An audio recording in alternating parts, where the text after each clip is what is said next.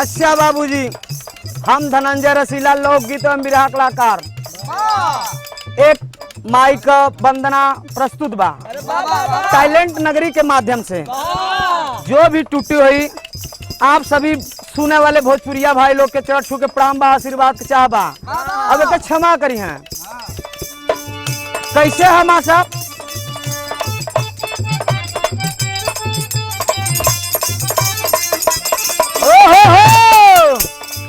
अरे नेता नरातर में भेजब माई अबू की ना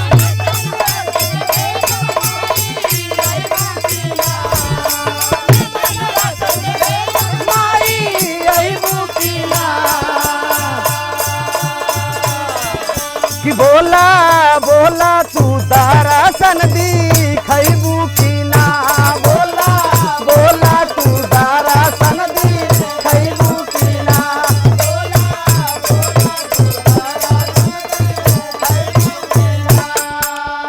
भक्त माँ के दरबार पर गइल बा, दोनों हाथ जोड़ले बा, माथा टेक के बोलत बा अंतरा के लाइन में मासा।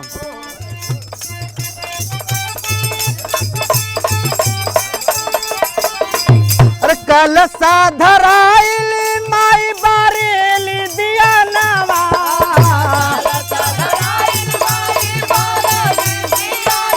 कल साधराई माई बारेली दिया नवा आसरा धरवली माई आइबू तू भवनवा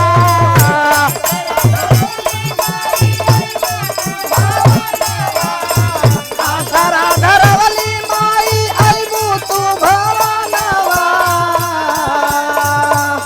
अरे आसरा धरवली माई आइबू तू भवनवा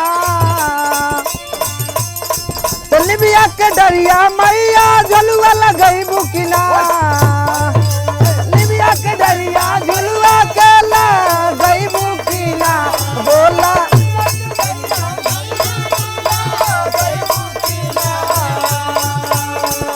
कि बोला बोला तू दर्शन दी खैबू की ना बोला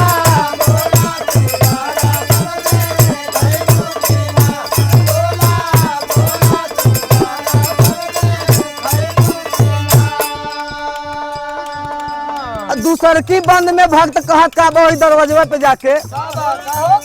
अरे सरधा के पुआ पकवान हम बनावाली ओहो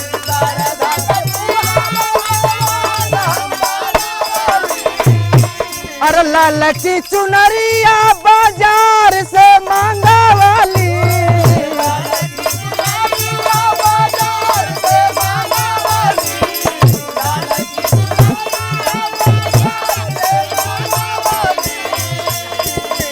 अरे नाव बहनी नाव रूपू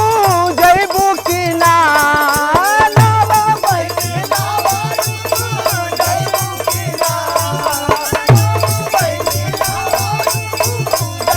की ना कि बोला बोला तू तारा सनदी खैबू की ना बोला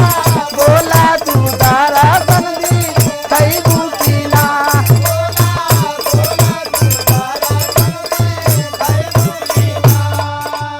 मनसा के पूरा ना होत बा। तीसरी बंद में कहत बा मां अरे खोई चा भराइल दे नारियल उभार हो दे नारियल उपहार हो इल दे नारियल उपहार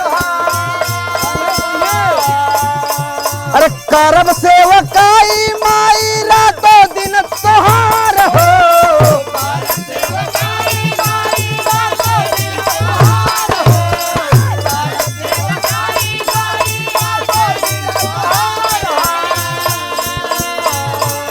अरे ऐसी सब विदाई के तू माई देबू की ना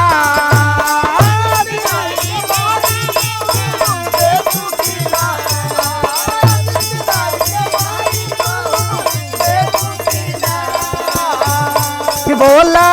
बोला तू दर्शन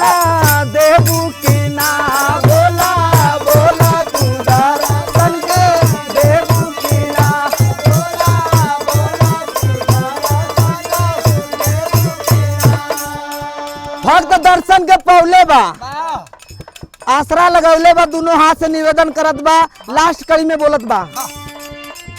अरे सेवा करी धनंजय गोपिया सारा निहाल हो।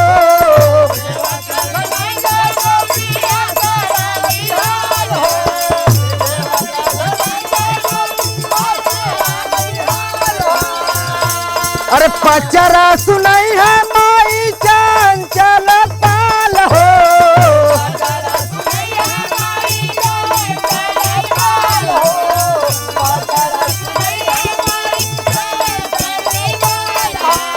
अरे भूलल रहिया के तू माई देखबू की ना, अरे भूलल रहिया के माई तू दे खैबू की ना, कि बोला बोला मायरिया तू अबू की ना, बोला बोला तू अबू की ना, बोला बोला तू दर्शन दे खैबू की ना, बोला बोला तू दर्शन दे खैबू की ना।